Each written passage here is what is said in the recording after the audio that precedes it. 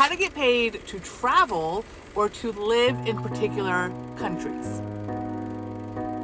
Over the years, but especially the last 5 years, people have been asking me this one question over and over and over again. Well, in my travels, one popular occupation is to teach English in a non-English speaking country, or vice versa, teaching a language you know in a country that doesn't primarily speak that language. Obviously, depending on the country, the requirements to do this will vary. For example, in Japan, to teach at a school, you will most likely need at least a bachelor's degree, get your TOEFL certification, and probably some type of teaching experience, ideally teaching English, but not necessarily. But in a lot of countries, the pay is generally considered worth it, meaning you can support a quality lifestyle even in the early stages of teaching. And bonus, most companies do not also require that a native English speaker speak the local language. Although obviously the longer you teach in said country, the more language you're going to naturally pick up, and you're probably going to have a tendency to take your own language classes in that country. Now, teaching English in a particular country is different, a little bit different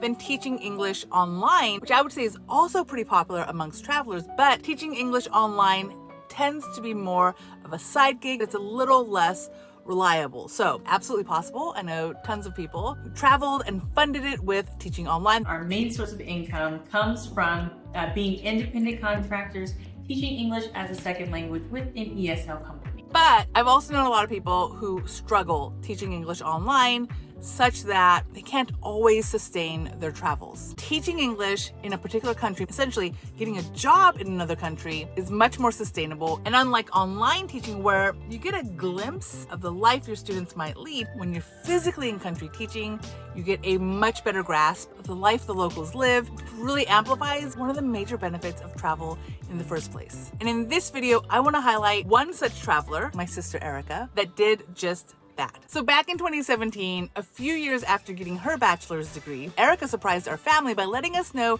she got a job in Japan teaching English, and she's lived there ever since. While teaching English in Japan, and not just teaching English in a school, but also doing tutoring and private classes, my sister not only afforded living in Japan, but traveling throughout the region, which of course included Japan, South Korea, and even Australia, which is much easier to get to from Japan than it is from the US.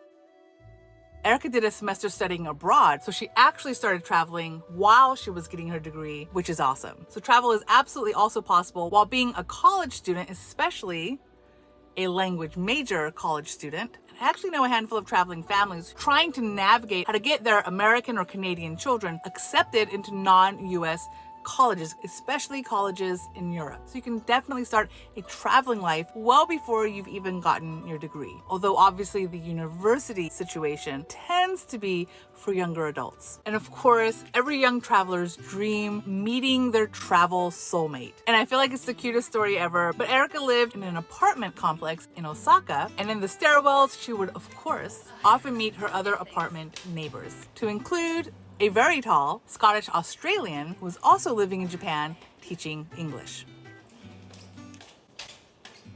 And even though they'd seen each other multiple times in the stairwell, it wasn't until they met at a mutual friend's dinner party that everything clicked, since which they've been inseparable. For our first date, he was like, "Give me 3 ingredients, Erika, and I'll make you a meal out of it." Scott loves to do 3 ingredients challenge. I said apples, cheese, and herbs. I had like cheese plate on my brain, and he made me a vegetarian lasagna, and it was insanely good. That's when I realized, like, oh, this is what dating a chef is like, and I'm here for it. And then one day in 2019, Scott popped the question, will you start a cafe and bakery together?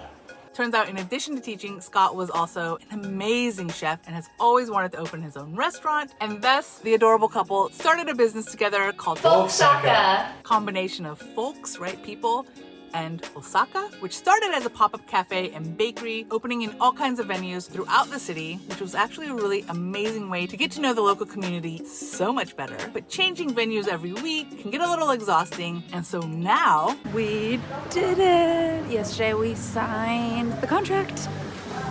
The place is ours.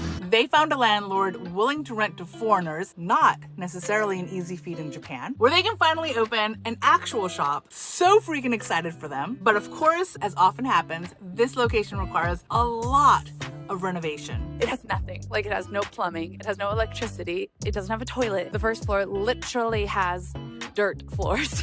You've got a lot to do. This could be fantastic. So in order to help accomplish all the needed renovations, Erika and Scott have started a Kickstarter campaign. As of the date of this recording, they've earned $3,000 of the $12,000 they're short on. Osaka can be a fairly expensive place to live. Again, getting a job in country, great way to move, even to a city that is considered a little more expensive. So if you're so inclined, and especially if you happen to live in Japan or want to visit Japan, their Kickstarter page will of course be linked in the description. And they've got some pretty sweet rewards for anyone who decides to back their cafe, including merch, Some afternoon teas for 2, and my favorite, free sweet for a year. like, I honestly think Erika and Scott need to start a YouTube channel. Not only could they talk about how they got the job, which allowed them to move to Japan in the first place, they could talk about just life in Japan, the culture, the food, the amazing places within the country they've been able to visit. They can discuss how they got residency, how they found a home to rent, because again, sometimes living in Japan as a foreigner, not always easy. And to top all of that, they can discuss how they started a profitable business in Japan. Osaka has been operating since 2019. So the last 5 years, their company has been thriving, and the fact that their business was able to get the property and has started the renovations, I don't think I'm biased in saying there's so much you can learn from this amazing couple. Their channel would absolutely blow up. Plus, aren't they just the cutest couple? Like, seriously.